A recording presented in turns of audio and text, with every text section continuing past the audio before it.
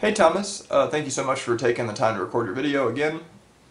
I want to start out by saying that look, I think we're pretty similar philosophically. You know, we're two guys who are peaceful. We're not using violence. We're fighting battles with ideas here, and I would love to have you as my neighbor. You know, I think we could coexist very peacefully, and I think there's a lot more that brings us together than there are things that divide us. So that's my first main point. Hi Luke, thanks for your answer again, and I feel the same way about all of these points, and I think we should continue this way. I'm not a newcomer to the Venus Project. It's not like I just saw a video and had a problem with it and then made a response video. It's quite the opposite. I saw videos years ago. It attracted to me. It attracted me to the movement. I watched Jock for months, and I was just like gung ho, and I was like, man, I loved it. I fell in love with Jock, and I fell in love with his elegant way of pointing out the problem. And then I disagreed with some of the solutions, and I disagreed with some of the problems, at least the source of the problem. So this is not me having a very superficial knowledge of the Venus Project. I may be misunderstanding it, and I'm open to being corrected. But I have been following it for years now, and I do acknowledge that a lot of people that claim to represent the Venus Project don't really represent the Venus Project. I do acknowledge that. Okay, that's good to know. Frankly, I didn't, and thanks for clarifying that. And there's also one thing I'd like to talk about in regards to the Venus Project, because you may or may not have noticed, but I rarely ever talk about the Venus Project as such. I talk about a resource-based economy, and to me this is an important distinction, because it's not like I don't support the Venus Project. I totally do. I think it's great what they're doing, but this is not call it the solution or the idea that I usually talk about, because the basic idea to me is this resource-based economy. But what the Venus Project is doing is, obviously Jacques to some extent has come up with the idea of the resource-based economy, but the entire Venus Project is a lot more than just a resource-based economy. As I'm sure you know, he has all these technical designs and solutions that are in the greatest part based on his idea of the resource-based economy. So he's saying, when we are in a resource-based economy, this is what we can do with technology to make things more efficient, to make things work better, be more friendly to the environment, or simply work better for the people, everything. His ideas, what we can do with technology when we are in a resource-based economy. That is the Venus Project. And I don't care too much about that, because I see it more the way, okay, our focus right now should be on getting into a resource-based economy. What happens from there is going to happen. What is going to happen is what the people want to happen, what everybody wants to happen in a resource-based economy. If they want to build super efficient steam engine trains in a resource-based economy, why not let them? If they find that is the best way for them to do it in a resource-based economy for whatever reason, I don't know, then I'm sure they're gonna do it. And they're not gonna take like, oh, this is what Jacques Fresco drew like many years ago, or hopefully not too many years ago, and that's the way we're gonna do it. That is definitely not the way people are going to say or think in a resource-based economy. They're going to do what they find to be working the best for them in a resource-based economy. So again, I really wanted to point this out. It may just be a matter of semantics. To me, it's not, because I know the matter of this whole topic inside and out, and to me, it's not just semantics. It's a very important point that I am really not talking about what Jacques Fresco has in all his books and lectures and videos and interviews and everything. That is the Venus Project. What I would like to discuss here is the basic idea of a resource-based economy. What happens, what is built, what is done in detail in such a resource-based economy is up to the people then in that future, which I hope is not too far away. So I just wanted to make that clear. But ultimately, there's a couple themes that are underlying, regardless of who's saying them, and those are the things that I'm really trying to focus on. Namely, money itself as an idea is bad and we ought to be afraid of it and get rid of it, or not want it, at least not prefer it. Well, I'd just like to take a few seconds to relativize that. I'm not saying money as an idea is bad as such. Everything is relative in that meaning.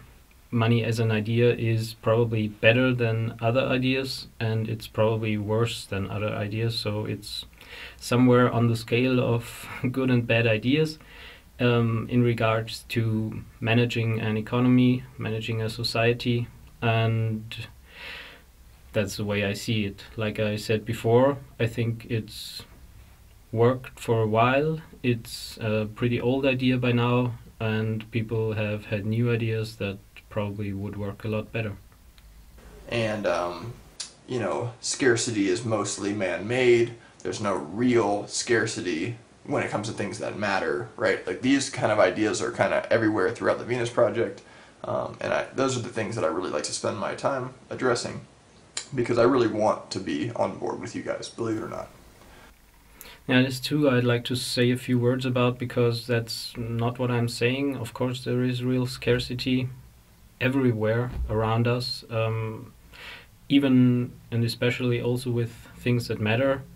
Just what I'm saying is that today we could and we can, with technology and with the knowledge we have and everything, we can definitely reduce a lot of the scarcity that is really bad for people today, namely the scarcity that gets people to starve, the scarcity that gets people to live on the streets, the scarcity that gets people to die of preventable diseases.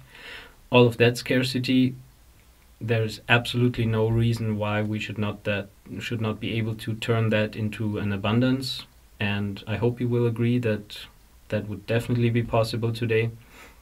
And other important things, I totally agree with you. There is a natural scarcity, there is a scarcity that we probably will never be able to remove, and we'll just have to live with that in some way. To me, that doesn't mean, and definitely shouldn't and can never mean, that we need to put a gambling system in place that simply determines who's the winner and who's the loser in this scarcity game, and has all this whole list of other negative repercussions just by putting this gambling system of money in place, which maybe solves in some way the problem of who gets the scarce resources and who doesn't, just by, well, you could just as well play poker and the winner gets the scarce resources and the loser doesn't. It would be pretty much the same. And of course, if you will, that's a way to determine who gets the scarce resources. I would say it's a pretty poor and pathetic way, because frankly we should find some smarter or fairer way to determine who gets the scarce resources. But apart from that, putting such a gambling system of money in place has, like I said, this whole list, this huge list of other negative things that it brings along with it. And I'm not gonna go into detail now, maybe later in this video, but just this principle of thinking like that, okay, we need some way of determining who gets this scarce resources. So we're gonna put a system in place that first of all is a luck-based gambling system, which in itself is not too smart of a solution in my view, and second of all has all these other negative repercussions. That is simply not a smart solution. So my first main point is a question, right? I broke this up into 6 main points. I'm gonna go over all of them. My first one's a question. and it's, do you think we're headed to the same fork in the road initially? Right? Do you think that me and you both have the same goal for the very short term, namely a voluntary society? From there, you may choose to do the Venus Project, I may choose to do markets and prices and money, but at least initially we're headed towards voluntarism. Would you agree with that? I think the answer is yes, not to speak for you, but to speak for the Venus Project as a whole. It seems that you guys want it to be a voluntary thing, where people choose to live in the Venus Project, which I think is great.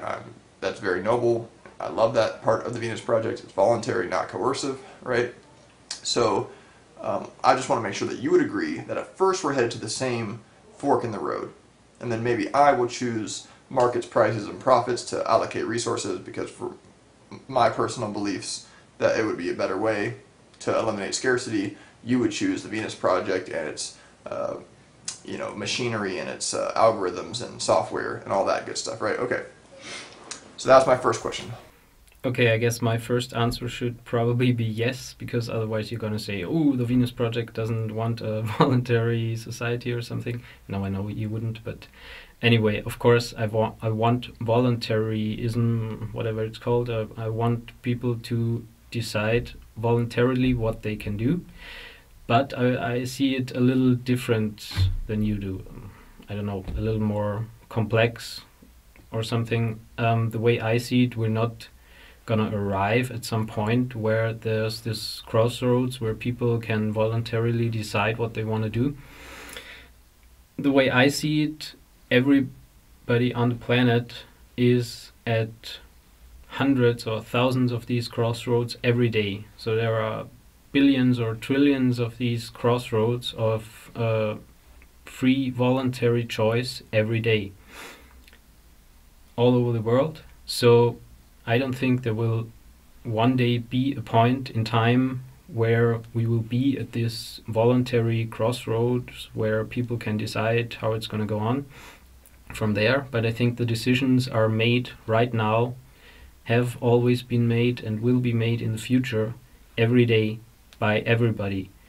And in regards to voluntary, well, I would say you can only make a voluntary decision as far as according to your knowledge, to your values, to your awareness, to your information. So I don't think that can change ever. Only the information and the values and the awareness of the people itself can change. But today, as it was in the past, as it will be in the future, the so-called voluntary decisions of people can always only be based on their current level of understanding, of awareness. And I think there won't be a radical change in this principle anytime in the future. So what I'm saying is, today, and now you're probably going to scream, but today we are as much in a voluntary society as we will be at some point in the future, in accordance to what I just described. Today, people are also making their voluntary decisions based on their knowledge, on their values. It's just this knowledge and the values that hopefully will change. They always change, they always evolve, and hopefully we will get to a point at which these values are gonna help people to voluntarily decide for a better system than we have today. I think we both agree on that. And I just don't make this distinction that you're making, like that we should get to this voluntary society, because we are as much a voluntary society today as we will ever be. It may not look like it sometimes, but if people wanted another system, a different system today, according to their knowledge, then they would be free to bring about another system. If billions of people around the world decided, according to their new knowledge or to their current knowledge, that they don't want to support this current system anymore, then they are free to change the system. They would be free, believe me. If no one participated in this system anymore, there would not be this system anymore. So it is the people's voluntary decision today to support this system, as far as there is such a thing as a voluntary decision. Because, like I said, again, you can only make decisions based on the knowledge, on the values that you have, and that is what people are doing today, which is why they need better, different information, new information in some instances, information that hasn't existed maybe 20, 30 years ago, ideas that haven't existed 20 or 30 years ago, that we are trying to present to the people, therefore trying to change the values of everybody in the end, and therefore determining how they will decide in accordance to, or in regard to, what a society and what an economic system they want. That is the way I see it, but I think we can say that we agree that we don't want to force anybody to do anything. That is probably the important point you wanted to express, and obviously, definitely, always, and wherever I am, I will agree with that. And yeah, that's the way I see it. My second point is a request. It's a request that you show me some respect and not represent my argument by looking at the current situation. Right? The current state of affairs is not what I'm supporting. So I'm not to be a dick, I just want to show you what it feels like in my shoes for a second. Thomas, 20 to 30,000 children die every day because of the Venus Project. I mean, there's children being sold into sexual slavery, and there's just bombs being dropped as we speak, and this is all happening in the Venus Project. Why can you support such an evil system such as the Venus Project? Right? I mean, you get that it's not fair to say that I am defending the current system when I've clearly stated my problems with the current system, namely the state. Right? I think that voluntarism is what we ought to be going for. People doing as they please, as long as they keep their mitts to themselves. It's a very easy philosophy to understand. I do see, I come from an economics background, and I do see money in markets as a really positive thing. But hey, ultimately, I just want people to keep their hands off other people. So please don't represent my argument like that. I think it's very unfair, and I think it's just disrespectful. Okay. But I'm not trying to make this hostile, I'm just saying I don't do it to you. Just please don't do it to me. Okay, I agree with that. I'm sorry if I made you feel like that. Obviously, you've shown me that doesn't feel too good.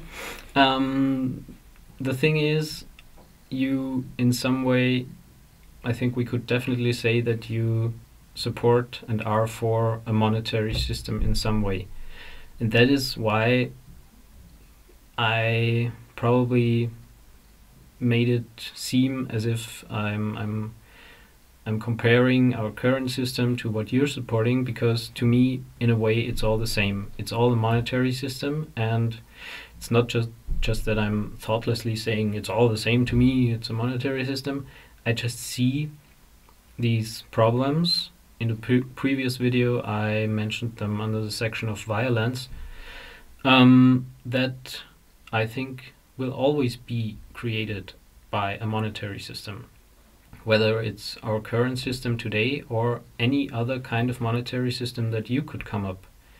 And I think at this point I will put a question to you, or I would ask you to please describe the monetary system that you're talking about, and describe very specifically how it does not create anymore the problems of technological unemployment, the problem of cyclical consumption, meaning we always need to consume and produce and create waste and more waste, and also related to that, how your monetary system does no longer create the problem of pollution, because people can't afford or don't want to afford proper recycling or proper removal of the waste in some way. So how does your monetary system not produce that? And in very general terms, how does your monetary system not produce or create the problem of this slavery that we have? How can your monetary system not create the problem that some people are going to be rich, the most or a huge part of the wealth is going to be in the hands of a few people. A huge part of the world is going to be like the poor assholes of the world, and all the rest are going to be the slaves working for those few top percent. How? Please describe how your monetary system that you support, which is not today's current one, how does yours not create all or any of these problems? You can attack capitalism, and theoretically, because empirically I think it's really hard to attack capitalism. I really do. You can attack, empirically, you can attack the state quite easily, right? The initiation of violence, an institution that claims the monopoly to do such actions, to completely hijack the currency and to hijack the children and to create corporations and all these things we agree on, right? These are evil, evil things. But to attack capitalism as an idea, and then to say that capitalism as an idea is all around us right now, it's not fair.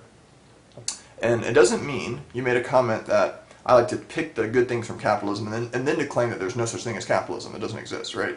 And I've heard this argument before, but I think you're kind of being dishonest there.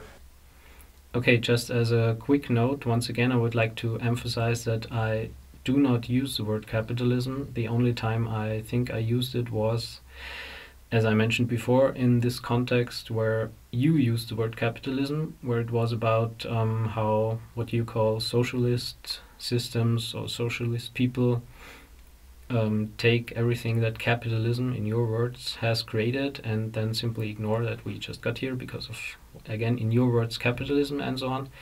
That was when I used the word capitalism, but usually I never do. It's not in my vocabulary. I talk about the monetary system, and I don't really care about the distinction between capitalism or other monetary systems, like I said before, because to me the problems are not with capitalism, the problems are with a money system, a monetary system. And yeah, just in my previous comment I described a lot of these problems that the way I see it, any monetary system creates, not just capitalism or not just any monetary system, but every monetary system that you can think of. And yeah, as I did in my previous comment, I'd like to ask you to describe a monetary system that doesn't create these problems. Obviously there's shades of, there's gradients at work here, and there's definitely more capitalism happening in Japan than there is in North Korea, right? There's definitely more capitalism happening in Japan than North Korea. Doesn't mean there's pure capitalism anywhere, but we can see the results of systems that tend towards capitalism. And those results are better standards of living for everyone, the poor included, better technological advances, happier citizenry, all of this stuff. So I think there's a lot of evidence that supports my claims that capitalism helps bring the masses out of starvation and subsistence levels of living. So attack capitalism theoretically if you like, but don't try to say the current system that we're in is capitalism. I don't think that's very fair and definitely not accurate. Well, it seems to me like the thing you're forgetting or you're not seeing in this context is the bigger picture, the global picture. So you're looking at, okay, here we have a capitalist country and they're doing very well. And here we have a country with a different economic system and they're not doing that well. But that doesn't, that may look to you like a causal relationship or like causality, but when you look at the bigger picture, what the fact this one country is capitalist does to the rest of the world. I think that's what you're not doing, because sure, when one group of people uses a certain system that works very well for that group of people, then it may look like, wow, they are using a very good system. But you also have to look at the rest of the world, and what the fact that this group of people is using this specific system is doing to the rest of the world. And I think that's what you're not doing, because again, you're just looking at, okay, we have this group of people, for example, this country, which uses a capitalist or a monetary system in some way, and it works great for them. The standards of living are high. Even the poor in this country aren't starving to death, or let's say they're poor who have it quite good, if there's such a thing. And that's what you look like. And then you compare it to other parts of the world. But you should see it as one world, and see it the way that, okay, one part of the people on this world are deciding to run a system inside their group, but the fact that they're using this system isn't contained to their group. It has an unbelievable amount of effects on the rest of the world, because it's not like they're building a huge wall around their capitalist country, for example, and running their little capitalism inside there, completely black boxed. That's not the way it is, and I hope you know that. They're doing stuff like outsourcing, they're doing stuff like polluting the environment, which obviously goes outside of their little capitalist country. They're doing all this stuff, and just the economic effects that it has, that they I'm getting to this point in a later comment in this video, but I'll just mention it quickly.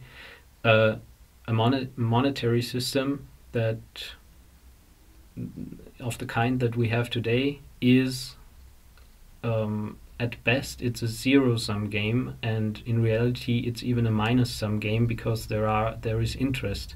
So when the world is using a monetary system, that always means that the total wealth is by definition always in the negative, because as I think you will also know, every dollar, every euro that is issued with interest. So as soon as there's a dollar or euro or whatever in existence, a piece and a little amount of interest is created that can never be repaid, because the money to repay that interest simply doesn't exist. And if it's created, it's again created with interest, and that interest again can't ever be repaid. So the sum of the money in the world is always in the negative. It would be bad enough if it was zero, but it's even worse than that. It's in the negative. And that always means, by definition, automatically, that when you look at the entire world and you have a money system, a monetary system running, that not everybody can be in the plus regarding their actual physical or other possessions. It's impossible, because the money represents what people have in this society, in this economic system. You can only have what you can buy to the largest part. So when we have a zero-sum game or a minus-sum game, that automatically means that some of the people are in the plus in regard to what they have, what they own, what they have access to, and other people must always be in the minus. Those are the starving people, the poor people. And that is simply something that I think you are not looking at, you refuse to look at, or you don't simply see it yet. You just look at, here's a capitalist country, here's a country that uses a a great money system and it works great for them, and I have a feeling that's where you stop looking at the big picture. Okay, my third point is you didn't define money. I asked you to try to sell me the idea of money as if you understood it as a capitalist. Right? I just wanted to make sure that you understood it because you said that you don't hate money, you don't hate anything, but it's obvious that you have a very big problem with money. Right? You can say you don't hate anything, but the way I use the word hate is to be really strongly opposed to something to where you don't want to see it on the world anymore. Right? I would say that that's something you hate. It's okay. We don't have to, again, don't have to argue over semantics, but let's just say that you strongly oppose money, right? And I wanted you to define money because if you strongly oppose something, you should at least have a pretty good understanding of what it is and why it comes about. And you may be able to do this, you just didn't do this, so I'll do it in 30 seconds here. I'm the chicken guy, you're the cow guy. You like poultry, I like beef. We're trading, everything's golden, we're living happily ever after. Neighbor moves in, he's the shoe guy. Shoe guy, he likes beef and you like shoes, but unfortunately I just like to be barefoot. I don't really like shoes, no problem there, but I'm not interested in his shoes. But he knows that I like beef, so he trades some shoes to you and gets some beef. But he got the beef for the sole purpose of exchanging it with me for chicken, because he liked chicken, right? So in this case, beef is a money, right? In this example, beef was bought for its exchange value instead of its direct use value. That is all money is. Now, certain goods are better monies because they're durable, they're divisible, they're scarce relative to other goods, they're highly valued without, before their exchange value, they're highly valued for their direct use value.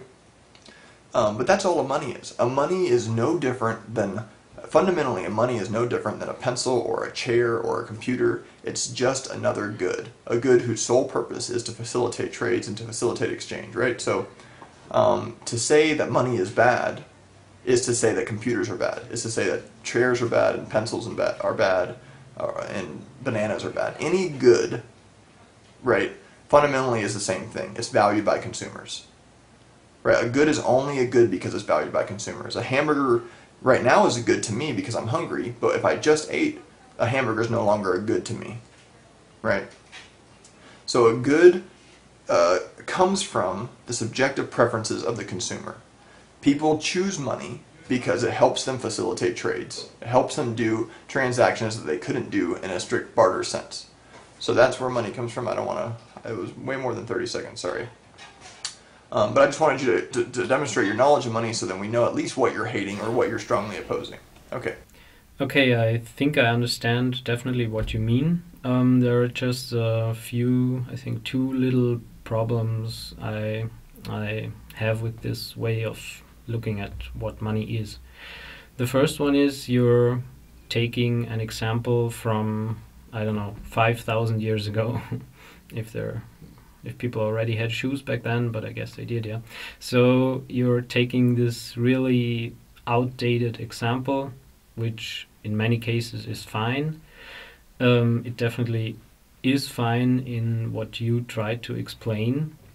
It just isn't fine when you go on to use this very old example of, here we have these three people who, one makes beef, one makes chicken, and one makes shoes, and then go on to use it and say something about the world today, which it simply can't anymore. This example can't say shit about the world of today anymore, because the world of today is different.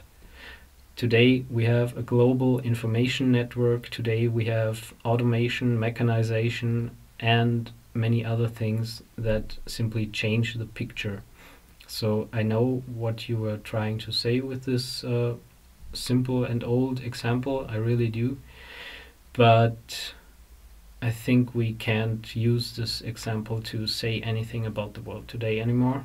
So that was that. And the second problem I see with the way you described what money is that we, to my knowledge, pretty much never ever in the history of mankind had such a money system, at least not as a whole. There may have been single instances of smaller groups of people who used money systems like that, but since there is money in existence as an institution, as this mechanism of exchange that you're describing, it has never been like that. What you described is a money that is created by the people who need it, who use it, basically at the spot where they require it. Then they use it, and when they've used it, the money basically disappears again. But what we have today, in staying with your example, your analogy, what we have today would be an institution that lends you beef with interest. Then you can use that beef to pay, to buy chicken, for example.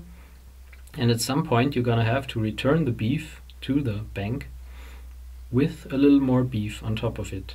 But this little more beef, like I said before, doesn't exist because it has never been issued by the bank, and you're also not allowed to create your own beef. The bank just says you're not allowed to, because that would be forgery.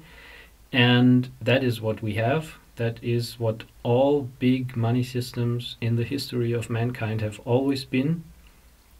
And I think that makes a huge difference. Again, why your example, the way you describe money is, well, in itself, it makes sense, but it doesn't say anything about the world we have today.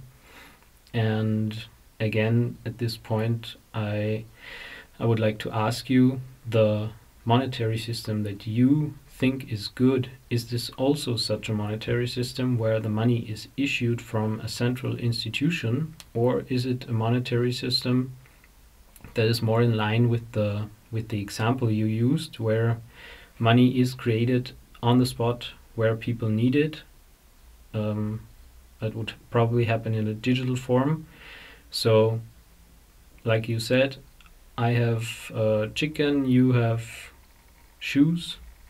You want the chicken, I don't really need your shoes. So what we do is, I have a digital account, you have a digital account, I give you some of my chicken, you transfer to my digital account a little bit of digital money. So I have a positive on my digital account, you get the same amount of negative, without any interest, without any central institution of that issues the money. We just create this digital money that we just used on our digital accounts. Could that be the sort of money system that you're talking about that would work? And if so, I mean, I've asked you 2 times now, but I'm asking you again, please describe if and how you think that such a money system does not create the problems that today's monetary system creates. Oh, right, and another point I'd like to add about this question of what is money actually. I think the way you described it, any good can be used as money, can be money. And I'm not sure I completely agree, because then the definition of what is money gets a little fishy, it gets a little, I don't know, you can't really place it anymore. So the way I see it in the world, you either have a good or you have money. As long as it's a good, you're bartering, but money, the way we have it, the way I know it, it's never actually a good. I mean, sure, you can roll up a piece of paper money and sniff something into your nose if that's the thing you like to do. Then you can use the money as a good, you can melt down a gold coin and make a piece of jewelry out of it, or use it, I don't know, use the gold as a conductor, as an electrical conductor or something. But in reality, people just don't do that. So when you look again at the big picture, at the, let's say, the average of the way people use money, then I think it's safe to say that the money we use today is not used as a good. It's no good, you could say. Oh, good joke. But it is not a good. It is only what it is. It is only money. It is only these pieces of paper with numbers on them, or this electronic money. And especially with the electronic money, obviously it's not a good. There's nothing else you can do with electronic money except use it as money. And this is just a I mean, the only point of why I'm saying is saying this is a point of definition, but I think it's important if we want to define what money is, then I don't see it as very useful to define that every good can be money, because first of all, as long as it's a good, why call it money? If it's a good, it's a good. And if I give you this good in exchange for another good, then we're bartering. And why say we're using money when I'm giving you a pig and you're giving me a chair? Even if it's indirect barter, like in your example, if I only get the chair from you so that I can get, I don't know, a TV from someone else, I'm still doing bartering. First I barter with you for the chair, and then I barter with the other guy for the TV. So it's, like I said, it's the semantic thing, but I don't see the sense in calling it money as long as it's not money. And also the important part about this, when we look at the world today, again, not some hypothetical Stone Age examples, then the money we have today simply isn't used as a good. I don't know anyone who regularly or just sometimes uses their money as a good. Like I said, I can only think of these silly examples of, rolling up your money and then doing something with drugs with it, or I really don't know anyone who melts down their coins and makes something else out of them. So I think it's really safe to say that people today simply use their money only as money and not as goods, and goods are goods and money is money. Just wanted to point that out. And this kind of transitions into my next point, and I'm going to do a terrible job at this point. Bear with me. I'm not a computer guy. You're probably going to laugh at this attempt, but it's very clear to me that prices are inevitable in the Venus Project system. Right? In the Venus Project's proposed system, as I understand it, I'm going to try to recreate it. People go onto their computer and say, I want this, this, and this, and then the local hubs are sending it out to people. However, even if it's all mechanized and there's no actual physical delivery, they're getting their stuff, right? But prices are just a reflection of people's preferences between goods, right? It's very easy to understand how prices come about in the barter sense.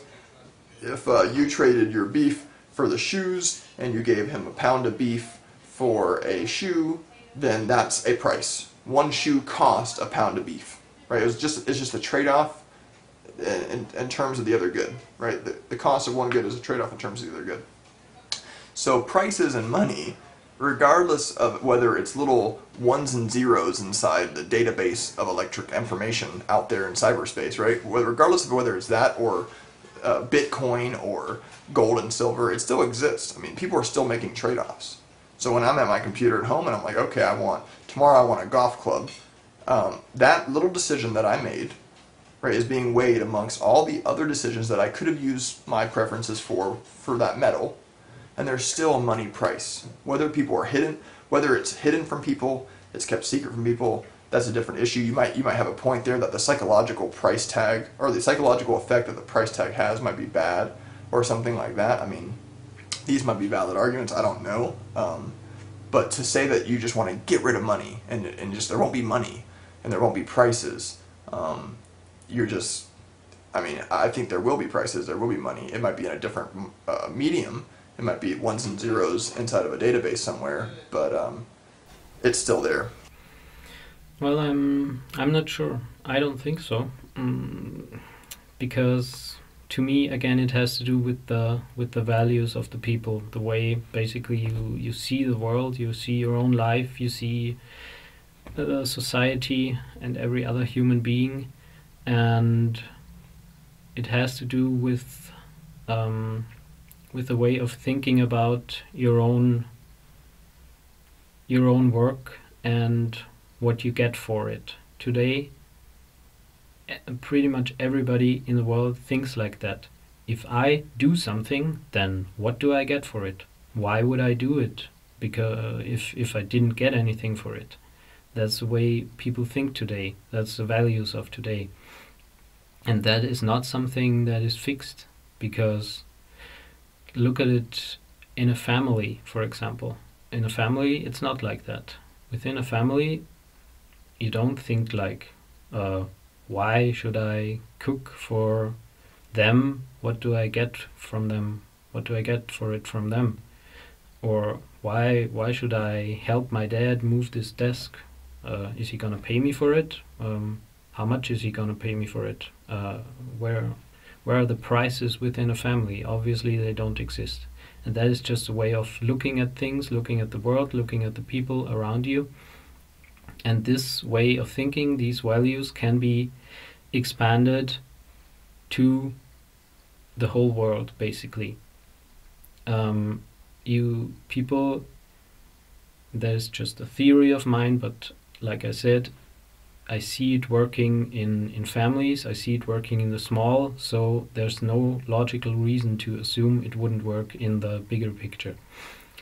So people would need to stop thinking in these terms, like, when I do 75 minutes of work, how much money am I gonna get for these 75 minutes of work? When people stop thinking like that and simply think like, okay, this is the job I do. It's not too bad, like I explained in the previous video. It's like 1 day a week or even less can very quickly and very easily be achieved, that you work like 4-hour weeks or something. That is really not something that like breaks you. And even if, or especially, I would even say, if that is a job like transporting off the trash of other people or cleaning the road or something like that, I mean, I would happily, really happily do that as a job, because I know it helps society, it helps keep the roads clean, or it helps take away people's trash or whatever. And it could also be anything else, producing something, distributing something. If I do that for, let's stay with this example, 4 hours a week, then I could easily switch off this thinking of, okay, now what do I get for it? When at the same time I can go at any time to the store or distribution center or whatever you want to call it, and have access to anything I need and want at any time. Then people can switch off that thinking in terms of calculating how much they do against how much they get for it. And that's the step. It's obviously a little difficult to get to that, because it will be hard for people to think like that before we get into a resource-based economy, and we can only get into a resource-based economy when people start thinking like that. So yeah, this is a sort of a chicken and the egg problem here. But the thing is, I understand it now. Thousands of people all over the world already understand it without already being in a resource-based economy, because we simply got the information. So you could say my values and the values of thousands of people all over the world have already changed, just in theory. So I don't know if my values really have changed. To be honest, this is still programmed into my mind, this thinking of, okay, now I'm supposed to go to work. I work in part as a cameraman. here's this camera that I'm using, and if I go on a shoot for 3 hours, then still, of course, I think in like, okay, where's the money I get for that now? But in theory, I know I don't want this anymore. And this is a step that people need to make so we can get into a better system, that people consciously say, I don't want this anymore. I know how a better system works, even if call it my heart or my mind or whatever, still ticks in the old ways. But I consciously, in my brain, I know how a better system could work. That is the point we need to get to, and then there won't be any more prices, to get back to your point, because prices are just in the heads of the people. It's just a way of thinking about things that creates prices. When you simply do your work, the work that still remains for humans to do, and you do your part of it, and you see that as separate from the fulfilling of your needs and wants, there's no reason why you would see that as connected. That is the price thinking, I think, that you talk about, and that can be split. You simply do your part for society, because on the one hand, because you understand it, that to some degree it's necessary for you to do it. On the other hand, because you even like it. I mean, I think it's very clear and proven that people aren't lazy. People don't want to do nothing all day, every day. That's not the way people work. So if you have this job, this task to do, you also know, okay, all the tasks in the world have been reduced to what is really necessary. So you don't have this bad feeling that many people have today, that what you're doing is actually totally pointless. That would be completely removed, because you know the world has been streamlined, economy has been streamlined to the things that really need to be done for the world to work. And the 4 hours a week that you do are part of that. So that gives you a good feeling. You know, okay, what I'm doing is important. If I didn't do it, okay, if just I didn't do it, that probably wouldn't take the whole economy down. But if everybody stopped doing their little parts, the system wouldn't work. So my part is also important. That would make you feel good about what you're doing, even if it's just taking away the trash of other people. It would make me feel good. I don't know. I think it would make a lot of people feel good. And like I said, it's just a small amount compared to what we have today, like a tenth or something of the workload. And yeah, the important step, again, I'd like to say this, is to make the split between thinking of what you do to help society work, function, and the things that you consume. That split can be made. It's proven to me that it can be made, because, like I said, again, in a family there is that connection isn't there. People don't think like that. Like in the traditional sense, the mother does, for example, the cooking, and one of the children or all of the children help after dinner, help clearing the table and, I don't know, putting the stuff in the dishwasher or washing the dishes, and they help with hanging up the laundry to dry, and then maybe the dad gets the laundry after it's dried and the mother irons it, and everybody does their little part. But they don't think in terms of, okay, for hanging up the laundry to dry, am I gonna get dinner today or tonight? Am I gonna get breakfast tomorrow? Or if I don't do it, is my mom gonna refuse to make me dinner? That's not the way people think in families, and that to me is evidence that it's not necessary for people to think like that. You can split that, you can make that split between what you do for society and the things you consume. And that is also why prices are not something like God-given or something natural. Prices are created in our heads, in our values, in the way we think about the economy and about society, and prices can go away. Oh, and in regard to this prices topic, one more thing, because that's probably important to you. In regard to scarce things, I guess that's where you especially think that prices are inevitable. And I also don't see why that would be necessary. Like I tried to describe before, when something really is scarce and you can't work out the scarcity and turn it into an abundance, then it's also, in the end, it's a way of thinking about it. We had these examples with the soccer field, for example. You know, if you want to play soccer and all the soccer fields or even the balls are in use, then it's really with your values, with your way of thinking, that you can either see that as a problem, or you can see it as the way it is, or you can do something about it. If you just simply see it as a problem, then you get prices. Then in the end it leads to prices because you see it as a problem. You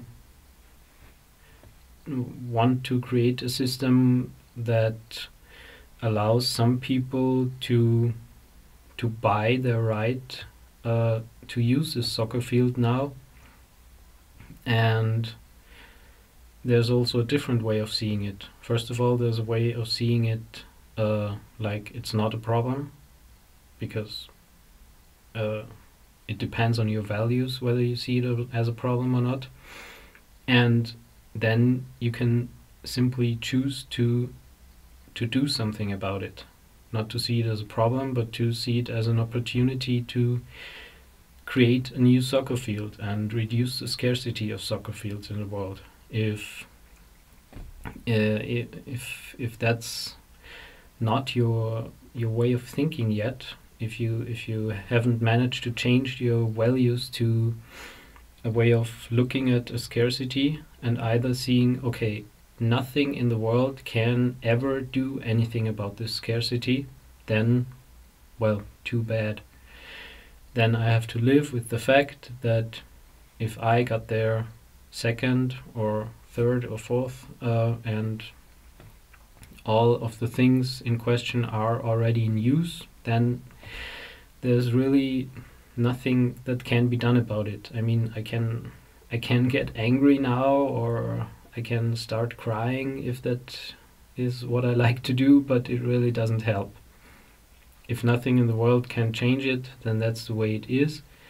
And to say that only so that you don't feel bad about something that is naturally scarce, only in order for you not to feel bad about that, you want to establish like I said before, a gambling system that creates some winners and a lot of losers, just so there's some way to determine who can be the winner, who can use this scarce thing, is really not a viable solution to me, and it shouldn't be to anyone, because you really have to realize that as soon as you put this gambling system into the world, this, like I said, this minus sum game,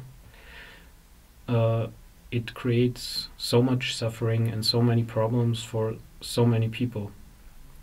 And that's really not worth it, just so we can have a way of basically flipping the coin, just in a mega complex way, flipping the coin about who's gonna use the soccer field. You can't just simply flip a coin in the end, and that won't hurt a billion people on the other side of the planet. So I'm thinking, was there another point I was just gonna mention about this whole thing? I guess not. Otherwise I'd know it. Okay. Oh no, there was another point. So I said, okay, if it's this really scarce thing and then there's no way in the world to change this scarcity, then you can basically flip a coin about how to decide who gets to use this scarce thing. But if there's something you can do about the scarcity, then, well, then it's great. Then if the level of this scarce resource is maxed out, then you can simply put your effort into reducing the scarcity. You can try to create an abundance again. And again, if that abundance is maxed out, you can try to create another abundance and just bring this resource to a level where it's at a constant abundance, at a dynamic equilibrium, if you will, of abundance, where it won't run out anymore, because you've made sure through technology, for example, that there will always be created enough, so it won't run out in relation to the people that are on the planet, the people who want to use this thing. There's always enough created to supply them with it. So those are the two possibilities that I see. Either you have something, either you have a scarcity that you can't do anything about, then live with it, deal with it, change your own values to not see that as a problem. It's simply the way it is, but don't react by saying we need a money system that enslaves and impoverishes billions of people on the planet just so we can determine who can use this scarce resource. That is not the smartest solution. Flip a coin, then you can decide it. It's the same. In the end, it's the same as a money system, because that is also just luck. I mean, the people who are born into poverty, they're just out of luck. They in most cases they don't have any chance to ever get out of their poverty. You, me, as we were lucky to be born in these parts of the world, we were the lucky ones. Well, we flipped the coin and we won. Great. But at least with flipping a coin, everyone has the same 50-50 chance every time the coin is flipped, and you're not flipping the coin once when you're born, or when you're even before you were born, and that determines whether you're a winner or a loser for the rest of your life. That is not a fair system. Flip the coin every time. I don't know, build some little digital device that everybody carries with them, make an app that flips a coin, and then you got your scarcity solved. Every time there's a question of scarcity that cannot be solved, that cannot be turned into an abundance, use your coin flipping app and you got your scarcity solved forever. And like I said, in the other cases where something can be done against the scarcity, you simply do it. People will have enough time in a resource-based economy, for example, to work on all the scarcities that can be turned into abundances on the planet. And that is why, again, why I think prices will go away, can definitely go away, and why I don't see scarcity as a problem, because when it's real, when nothing can be done about it, you simply decide in some way that seems fair to everybody, but not by putting a monetary system in place. And when something can be done about the scarcity, then you simply do something about it. Okay, there's two more points I want to make. My fifth point is just kind of a joke, real quick, but I'm gonna do it. You said that back rubs are because people are sitting at an office all day and a desk all day, or they're working all day, right? And we're gonna kind of eliminate the need for back rubs because they're not gonna have to work. That's what you imply, at least. I know that you don't I hope you don't really believe that, but that's fine. I would just encourage you to look at most the industry of back rubs, and you'll find that pretty much most back rubs are gotten by athletes. And in my utopia, when I'm in the Venus Project, I'm going to want to play soccer 5 days a week, and I'm going to want to back rub on the 6th day so I can recover for the 7th day to do it all over again. That's just my utopia. That's what I love nature.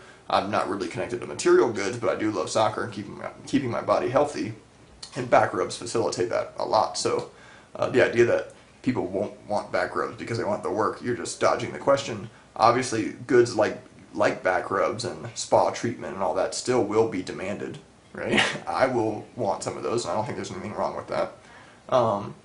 So there still will be trades. Okay, now here we're getting to a really serious point, or at least I think that this point, to me, it seems really serious if I understand you correctly, because to me it's beginning to seem a little bit like you're simply afraid of having a system in which you can't get anyone to do things anymore for you that they don't really want to do. So it seems you don't want a system in which people are really free to do and not do whatever they choose, because things like giving you a back rub, obviously yes, in a money-free voluntary society, it would probably be difficult to find someone to give you a back rub if they're not like your girlfriend or your wife or a friend or something who does it for you simply because they like you and they want to do it. But in a resource-based economy, it would probably be difficult to find someone to give you a back rub or do something similar for you if they don't want to, if they don't have to, and they won't have to. And it seems to me like that scares you a little bit. Or not even it scares you, but you simply don't want that. And to be honest, if it is like that, it worries me, because in the end that would mean you don't want a system in which people are really free to do and not do whatever they choose. I know this is insinuating a lot, but it would mean, in other words, that you want a system in which slaves exist, because a massagist today who gives you a back rub doesn't do it because he loves doing it so much, or most of them, I guess, do it because they need to pay their bills. I can't imagine many of them just stand there most of the day and give strangers back rubs. So only their necessity to earn money actually gets them to do it, and that is slavery. They're not doing it voluntarily, and like I said, I would find it pretty disturbing and worrying if that is the reason why you're sort of against a resource-based economy, because then there's no more way for you to coerce people to give you a back rub. At the moment, I don't see any other way of looking at your argument, because in the end, I think that's what you're saying. I mean, I still see that being a good that you need to acknowledge existing, that kind of good. And the reason I brought up those kinds of goods, like psychiatric help and back rubs, I wasn't making any value statements. I wasn't saying that psychiatric help was a good thing or something. I don't care if it's good or bad. My point was, wealthier nations tend towards those kind of goods. Those are very real goods, and those goods it's very easy to see scarcity in them. Right, a concert from Lady Gaga, it's very easy to see that it's scarce. It's the only reason I used it. Fundamentally, it's no different than aluminum. Right, it's no different. They're both goods. They both bring consumers happiness or utility or whatever, right? They both, the consumers demand them. Fundamentally, there's no difference. What makes them a good is no difference. And one is very, very easy to see how it's scarce and how it's impossible to promise people equal access to it.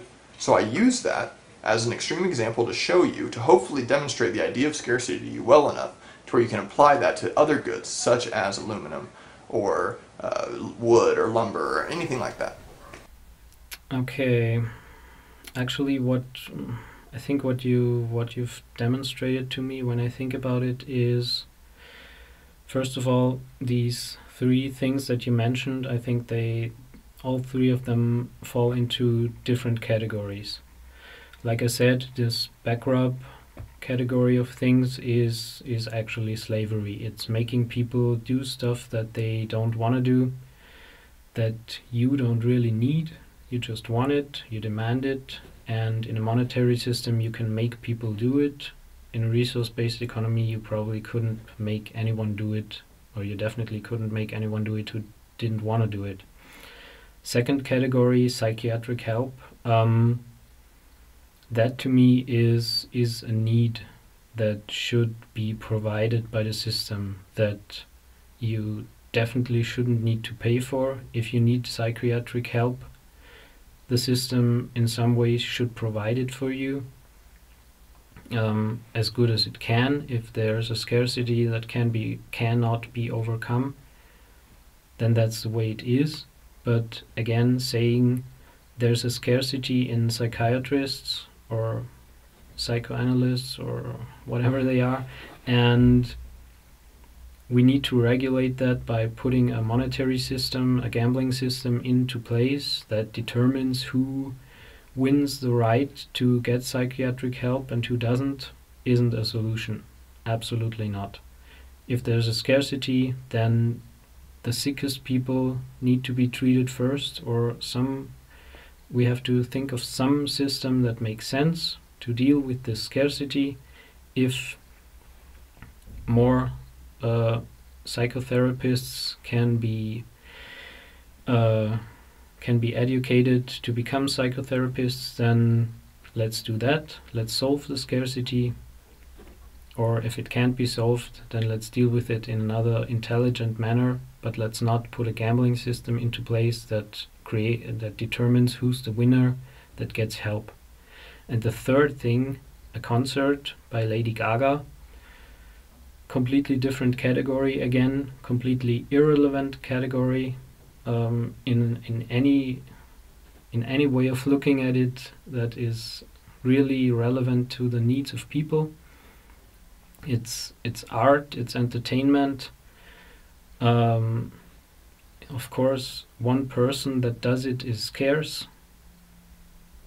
If they give a concert at some location, you have a capacity for that concert. If you get there in time before the capacity is maxed, then you can get in. If you don't, you won't get in. Simple as that.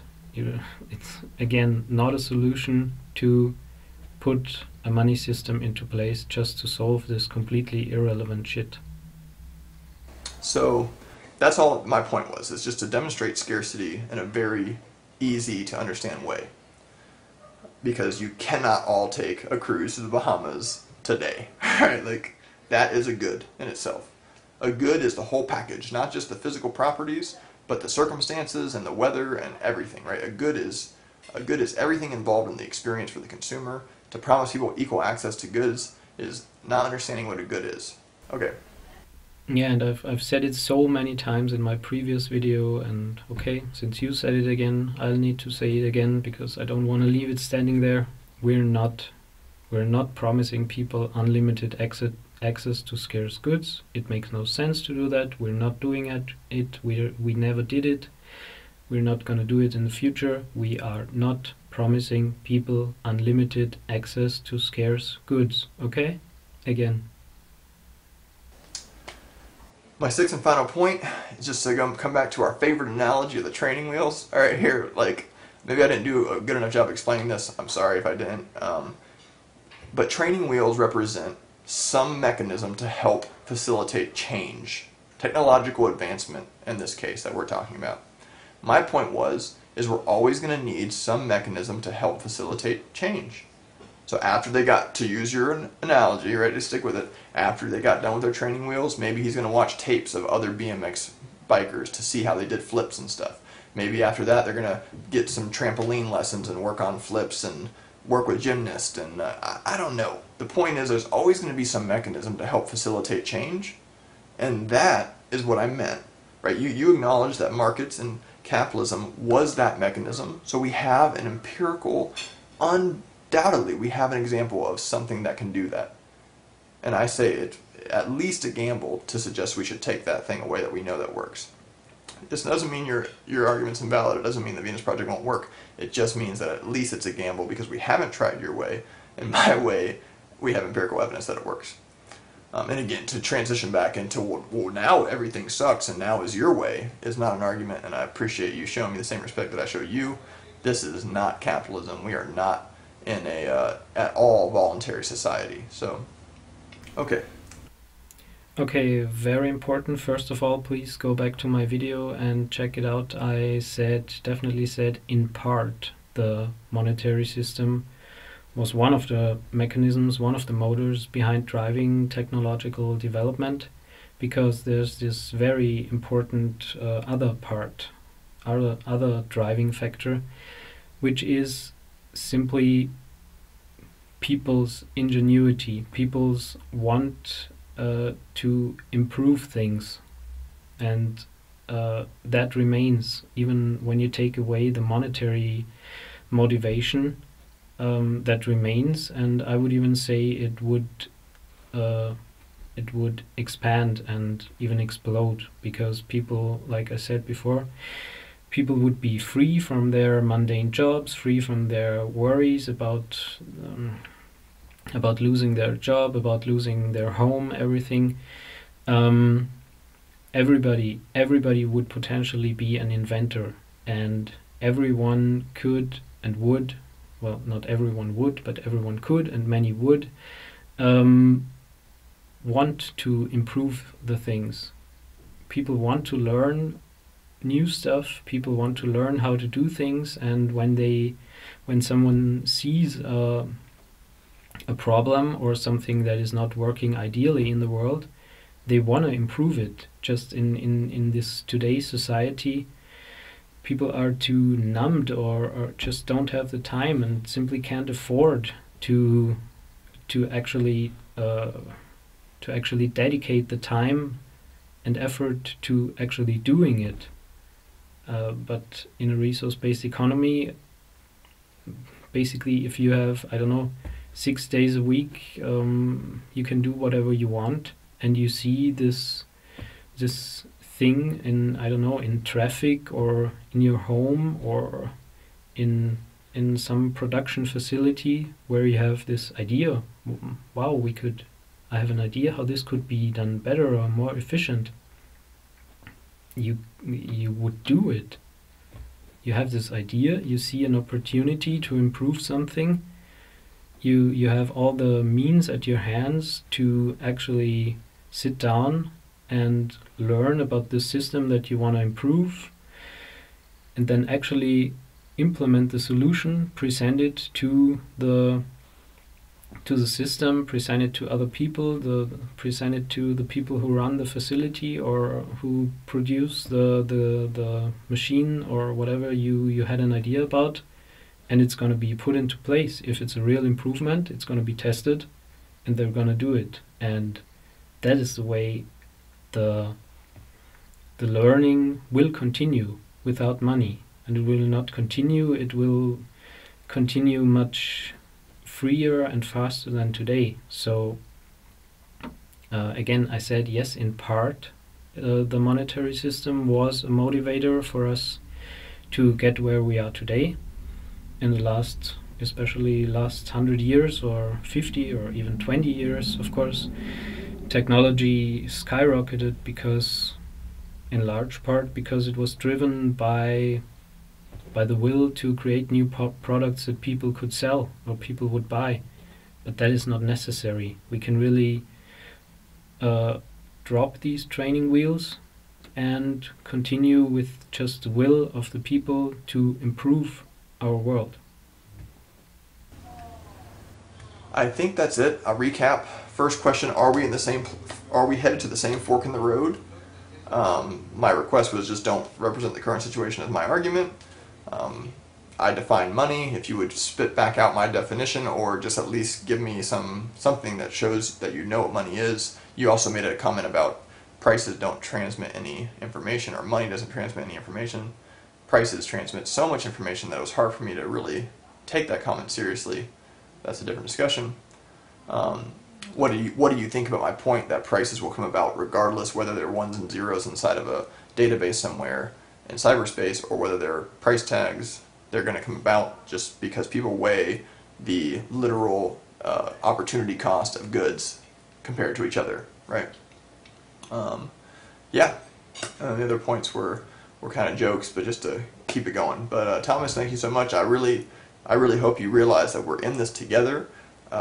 You might not want to admit that we're on the same team, but look, I'm a voluntarist. I'm a peaceful market anarchist, meaning I am not gonna ever coerce you to do anything you don't want to do. All I'm asking is for the same respect, and yeah, I think that we get along great if ever given the opportunity, and I look forward to more of these electronic discussions. Thanks, buddy. Peace. Oh yes, totally. I see it exactly the same way. I mean, really, even if you don't believe it, I see it that we're on the same team. I just see we have these two ideas that at the moment we're not quite sure yet which one works better. And I don't know, I have the hope that we can get to this point where we understand which one works better. I'm always free and open for you to prove to me that yours is the one we should pursue. The thing is just how did I say this without sounding arrogant? I just think that I'm still looking at a bigger picture than you are. Yeah, sounded arrogant after all, but I just I think you are picking out small parts of it, like I said, you pick out, for example, a capitalist country and say this works great for them, but don't look at the bigger picture. That is one problem where I see. I'm sorry. That is one case where I see a little bit of a problem yet. And the other thing is, like I said, I seem to feel a little bit of a fear in you that in a resource-based economy there'd be no more way to force people, to coerce people to do things they don't want to do, and that is the point that really worries me about this. That, well, if it really is like that, then I don't think it's a good thing, and that's where I think people really need to change values, and it's all connected. When you look at the big picture, you understand that maybe you just want this money system because in it you have the chance to basically enslave people to do things that they wouldn't do otherwise. But that requires you to really openly look at the big picture, see as many of the little effects that the system has as you can, and then hopefully understand that what you were seeing before wasn't the whole picture. Was just, well, your perspective at the world, from which, of course, you think, but I wanna play soccer 5 times a week, and then afterwards I wanna back rub, and in an RBE, who would do that? And then you see it as a negative thing, because suddenly you see, hey, I can't get what I want anymore. And then your reaction probably is, well, then this system can't be good because I don't get what I want. But again, it fails to look at the big picture, in which what you want in this case is a sort of slavery. What you want is taking other people's freedoms away and making them do things that they don't want to do. They just have to do them because they're in this system together with you, with me, in which everybody needs to pay their bills, and therefore everybody needs to do things they don't really want to do, or many people need to do things they don't really want to do. And once you realize that wanting that is really not okay, then maybe you understand that the other system is preferable, in which maybe you, at that moment after the soccer game, won't get your back rub from anyone. But that is a small price to pay for no one being a slave anymore, and no one having to do things they wouldn't do if they didn't have to. So yeah, those were some deep philosophical thoughts and also economic thoughts, and as always I'm hoping you don't take them as attacks, but just as, well, little nudges that hopefully make you think. And as always, did your video make me think, and I think we're on a good path here, and I'm looking forward to your next response. Peace.